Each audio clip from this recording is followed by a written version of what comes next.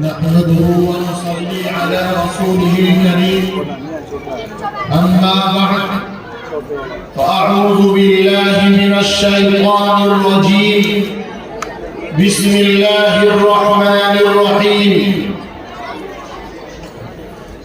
إن الله لا يغفر أن يشرك به ويغفر ما دون ذلك لمن يشاء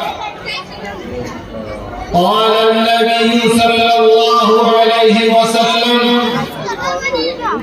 لا تشرك بالله شيئا وإن قتلت وحرقت.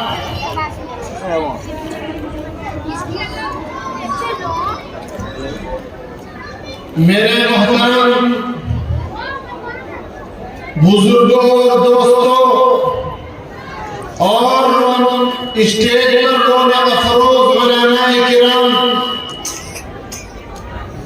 میں کوئی مقرر اور خطیب نہیں ہوں، میں تو ایک ادنا سا طالب علم ہوں، لیکن مجھے حکم ہوا ہے میں اپنے بڑوں سے سنی ہوئی باتیں آپ تک پہنچانا چاہتا ہوں، اور میں سب سے پہلے تو آپ سے یہ بتانا چاہتا ہوں کہ یہ ادارہ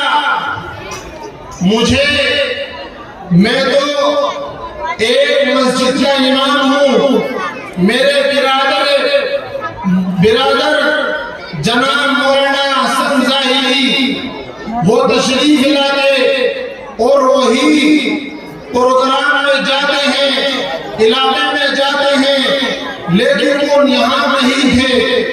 انہوں نے مجھے حکم دیا، میں حاضر ہو گیا، میں اس مدرسے میں داخل ہوا۔ مجھے معلوم تھا کہ میرے والد محترم جنہوں نے یہ وہ ادارہ ہے، جنہوں نے اس ادارے کے اندر تقریباً 24 سال اپنی زندگی کے کھپائے ہیں، جب یہ ادارہ ایسا نہیں تھا۔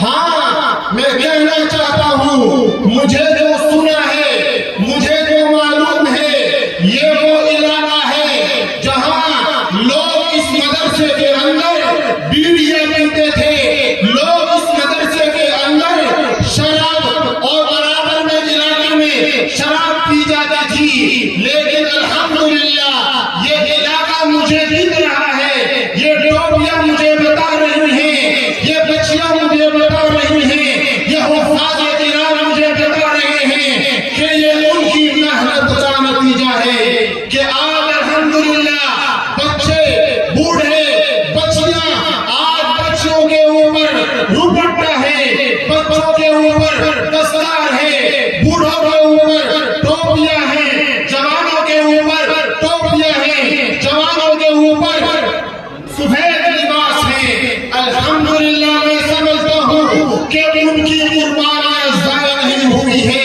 ان کے انتقال کو تقریباً 12 سال گزر چکے ہیں، اور یہاں سے جائے ہوئے کو تقریباً 20 سال گزر چکے ہیں، لیکن میرے دوستو تمہیں خوشی ہے، مجھے اس مدرسے میں ان کا نام لکھا ہوا نہیں لکھتا، لیکن میں جانتا ہوں مجھے یہ ٹوپیاں ان کے نام کی نظر آتی ہے، مجھے یہ دستار ان کے نام کی ذہن میں یہ بات ڈالتی ہے کہ انہوں نے جو محنت کی تھی وہ کامیاب ہو چکی ہے۔ میرے دوستوں بزرگوں، دوسری بات میں یہ کہنا چاہتا ہوں، میں نے ایک حدیث پڑھی ہے اور وقت کی قلت ہے، میں کوئی بیان کرنا نہیں چاہتا، میں ایک حدیث کا ترجمہ اور قرآن کی آیت کا ترجمہ بتا کر اپنی بات ختم کر دوں گا۔ میرے دوستو، میں نے قرآن کی آیت پڑھی، اللہ تعالیٰ فرماتے ہیں ان اللہ لا یغفر ان یشرک بہ ویغفر ما دون ذلک لمن یشاء۔ اے لوگو، بے شک اللہ تعالیٰ اس جرم کو معاف نہیں کرے گا۔ کون سا جرم؟ فرماتے ہیں جس نے اللہ کے ساتھ کسی کو شریک کیا اور فرماتے ہیں کہ اس کے علاوہ میں جس کو چاہے معاف کر دوں گا. کیا مطلب؟ جس کو چاہے معاف کر دوں گا. کیا مطلب؟ لوگ نماز نہیں پڑھتے، اللہ کی عبادت کرتے ہیں، اس میں موتائی کرتے ہیں، روزہ رکھتے ہیں، نہیں رکھتے ہیں، کوئی بات نہیں، میں معاف کر دوں گا. نفل پڑھنا چاہیے، نہیں پڑھتے ہیں، میں معاف کر دوں گا. بہت ساری عبادت ہے، نہیں کرتے ہیں، میں معاف کر دوں گا. لیکن اگر معاف نہیں کروں گا، قرآن میں فرما رہے ہیں میں اس کے علاوہ تمہیں معاف نہیں کروں گا اور اس کا ٹھکانہ جہنم ہے. وہ کیا ہے؟ شرک. شرک کہتے ہیں کس کو ہے؟ میں بتاؤں گا کس کو کہتے ہیں اور بالکل سادہ الفاظ میں بتاؤں گا کہ تمہاری سمجھ میں آ جائے. گاؤں کے الفاظ میں بتاؤں گا اور بتا کر بات ختم کر دوں گا. آگے فرماتے ہیں اللہ کے نبی صلی اللہ علیہ وسلم حضرت معاذ بن جبل رضی اللہ عنہ 10 نصیحتیں فرماتے ہیں. ان میں سے ایک میں نے آپ کے سامنے ذکر کی ہے. وہ کیا ہے؟ لا تشرک باللہ شیئا وَإِن قُتِلْتَ وَحُرِّقْتَ. فرماتے ہیں معاذ اللہ کے ساتھ کسی کو شریک نہ بنانا. کیا مطلب؟ اے معاذ ہو سکتا ہے تجھے کوئی یہ کہے کہ معاذ تجھے زندے کو جلا دیں گے، معاذ جل جانا، لیکن اللہ کے ساتھ شرک نہ کرنا. معاذ ہو سکتا ہے تجھے کہا جائے کہ تیری گردن اڑا دیں گے، اللہ کا شریک بنا. معاذ مر جانا، جل جانا، لیکن اللہ کا کسی کو شریک نہ بنانا. میرے دوستو، اس بات سے ہمیں پتہ چلتا ہے کہ شرک کتنا بڑا گناہ ہے، شرک کتنا بڑا گناہ ہے. آج ہم یہ سمجھتے ہیں کہ ظالم حکومت ہمارے اوپر مسلط ہے، یہ ہمارا گھر ٹوٹ جائے گا، ہمارا مدرسہ چلا جائے گا، ہماری مسجد چلی جائے گی. ابھی حضرت بیان فرما رہے تھے، واقعہ بیان کر رہے تھے. کس کا؟ اس بوڑھی اماں کا. اس کا یقین کتنا بڑا یقین تھا. اس کا یقین اس اللہ پہ تھا جس نے اس کو پیدا کیا ہے. اس کا یقین اس اللہ پہ تھا جس نے اس کو یہ بتایا ہے کہ ہاں یہ مکان میرا ہے، یہ مکان اللہ کی ذات ہے جو گرا بھی سکتی ہے، جو توڑ بھی سکتی ہے، جو بنا بھی سکتی ہے. فرماتی ہے بوڑھی اماں، کیا فرماتی ہے؟ اللہ اگر میں نہیں تھی تو تھا، اگر میں نہیں تھی تو حاضر تھا. یاد رکھو، میری اس بات کو یاد رکھو. کیا بات بتانا چاہتا ہوں؟ ڈرنے کی کوئی ضرورت نہیں ہے. وہ کیا؟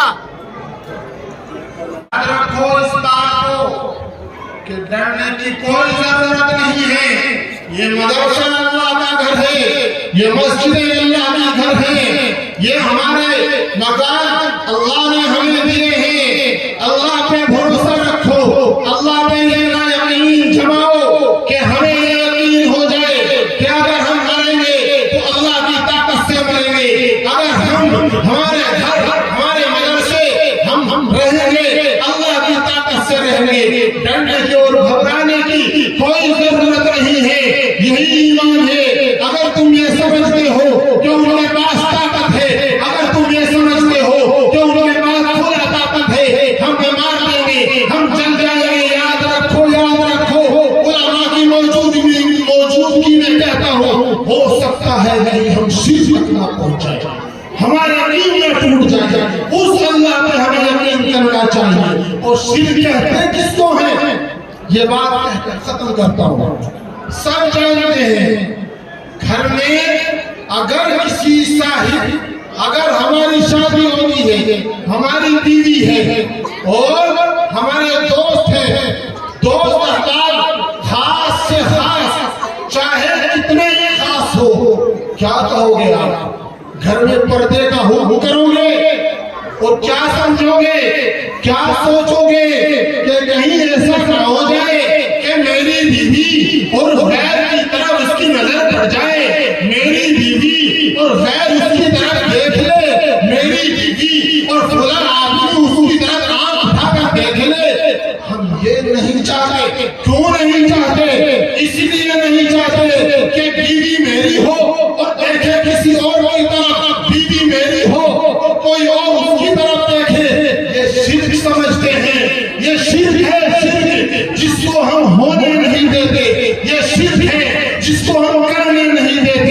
میرے دوستوں بزرگوں وہ اللہ بھی یہی کہتا ہے پیدا میں نے کیا کھلاتا میں ہوں پلاتا میں ہوں رکھا میں نے تجھے مکان میں نے دیا اور بچے میں نے دیے اور اب تو کہتا ہے فلاں سے جا کے فلاں پیر کے سامنے فلاں مزار کے سامنے مانگتا ہے سجدہ کرتا ہے آج 15ویں شعبان ہے کتنے لوگ ہیں جو مزاروں پہ جائیں گے کتنے لوگ ہیں جو پیروں پہ جائیں گے کتنے لوگ ہیں جو منتیں مانگیں گے یاد رکھو شرک سے بچو اللہ ہر چیز معاف کر دے گا لیکن شرک معاف نہیں کرے گا میں اپنی بات ختم کرتا ہوں وآخر دعوانا ان الحمد للہ رب العالمین